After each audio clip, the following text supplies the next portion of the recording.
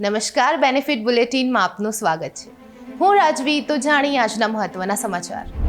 આજની intraday market update. Sensex 319 અંક ચડી 83,535 પર અને નિફ્ટી 50 82 અંક વધીને 25,574 પર બંધ. 3 દિવસની ગિરાવટ બાદ માર્કેટમાં સુધારો. ઇન્ફોસિસ અને રિલાયન્સે ટેકો આપ્યો. સ્મોલ કેપ અંડર પરફોર્મ રહ્યા.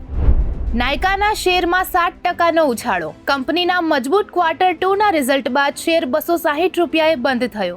માર્કેટ કેપ ₹75,000 કરોડ પાર. કન્ઝ્યુમર સ્પેન્ડિંગે વધાર્યો વિશ્વાસ.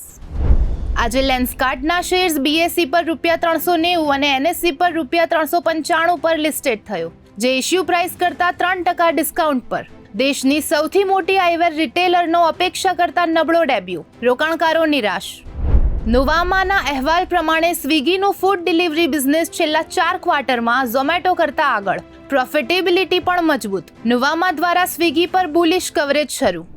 તો આવા જ મહત્વના સમાચારો જાણવા માટે જોડાયેલા રહો બેનિફિટ ન્યૂઝ સાથે.